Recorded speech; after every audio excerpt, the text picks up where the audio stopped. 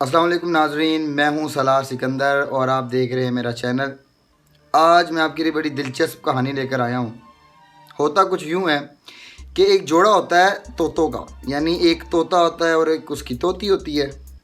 ये जोड़ा एक दिन सोचते हैं कि क्यों ना हम किसी लॉन्ग टूर पे एक लंबे रूट पर निकलें और हम यहाँ से जहाँ अब रहते हैं वहाँ किसी दूसरे मुल्क में हम शिफ्ट कर जाएँ या किसी दूसरे शहर में हम शिफ्ट कर जाएँ।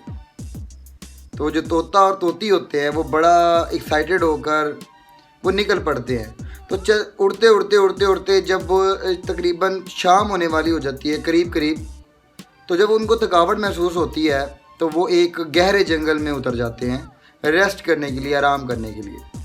वो दो दरख्तों के नीचे बैठ जाते हैं और आपस में बातें करते हैं। तो जो तोती होती है वो पूरे जंगल की तरफ देख कर कहती है और पूछती है तोते से कि ये इतना वीरान जंगल क्यों है, आखिर क्या ऐसी चीज़ है जिसने इस जंगल को इस कदर वीरान कर दिया है। तो ऊपर जो है ना दरख्त के ऊपर वो एक उल्लू बैठा होता है और उल्लू वो बातें भी सुन रहा होता है, उनको देख भी रहा होता है। तो तोता ना तोती को जवाब देता है कि ये जो वीरानापन है ये उल्लुओं की वजह से, यानी ये जो उल्लू होते हैं ना इनकी वजह से ये जंगल इलाके जगह वीरान हो जाती है।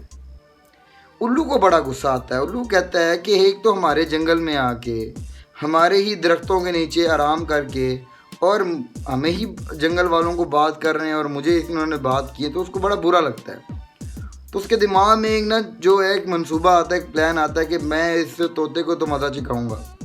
वो करता क्या कि नीचे उतरता है और उनसे बातचीत शुरू करता है, हाल वाल करता है। तो वो बताते हैं कि जी हम इस तरह निकले हैं और हमने जाना है। तो वो कहता है जी अब तो शाम होने वाली है, कहाँ इतनी दूर का सफ़र किया है, तो एक काम करें आज आप रात इधर ही रुक जाएं, हमें सेवा का खिदमत का मौका दें कि जंगल में आप आएँ और हम आपकी खिदमत करें। तो वो मान जाते हैं काफ़ी देर सोचने के बाद तोता और तोती कि भाई चलो अच्छा आराम करने का मौका भी मिलेगा।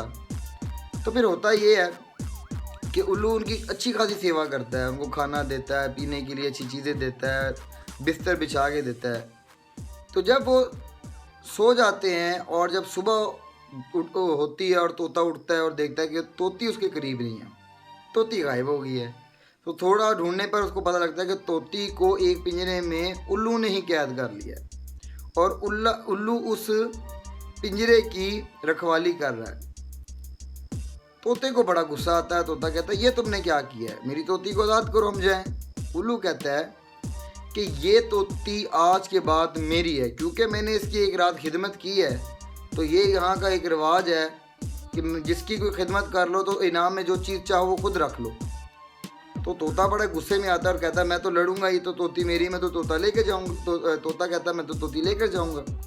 उल्लू कहता है तोती मेरी है। तो वो फिर काफ़ी बहस करते हैं। तो उल्लू कहता है कि एक काम करते हैं, तुम भी अदालत में केस कर लो, मैं भी अदालत में केस करता हूँ, इस जंगल की अदालत में। तुम अपना मुकदमा रखो, मैं अपना मुकदमा। तो जज साहब जिसके हक़ में फैसला सुनाएंगे तोती उसकी। फिर वो दोनों मुकदमा कर लेते हैं और उसके बाद अब जो जज होता है वो होता है कौवा। और जब उस केस की सुनवाई होती है उसके पास वो केस जाता है कौवे के पास, तो वो दोनों के बयान को सुनता है। वो तोते की सारी बात सुनता है और वो उल्लू की भी सारी बात सुनता है।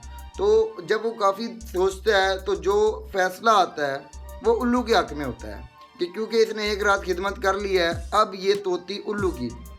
तोता बड़ा परेशान हो जाता है कि ये किस तरह का फ़ैसला है, नाइंसाफ़ी हुई है मेरे साथ कि ये तो अब तो जज ने फैसला सुना दिया है कि जो तोती है ये अब उल्लू की है, तो अब तो मैं खाली हाथ हूँ, मैं तोती के बगैर कैसे जाऊँगा। तो वो मुंह लटकाता हुआ, सर झुकाता हुआ, बड़ा परेशान हालत में जब निकलने लगता है तो उल्लू उसको रोकता है।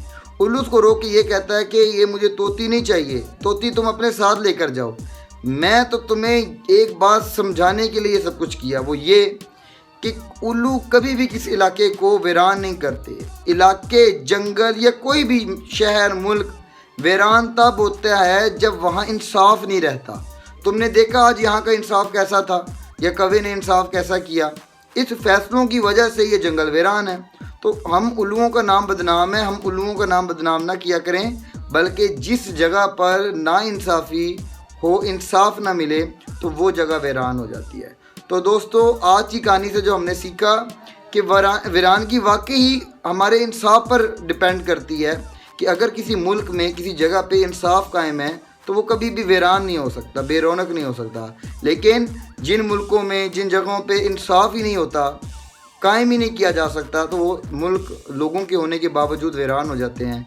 तो हमें ये अपने गिरबान में झांकने की ज़रूरत है कि आज जिस माशरे या जिस मुल्क में हम रहते हैं वो इतने लोगों के बावजूद वीरान है या आबाद हैं। ये फ़ैसला मैं आप पे छोड़ता हूँ। इस फैसले की राय आप ज़रूर मुझे कमेंट सेक्शन में ज़रूर दीजिएगा और बताइएगा कि आपकी नज़र में ये मुल्क या जिस ये माशरा है ये वीरान है या आबाद। अगर आपको मेरी वीडियो अच्छी लगी हो तो इसको लाइक करें, शेयर करें, मेरे चैनल को सब्सक्राइब करें।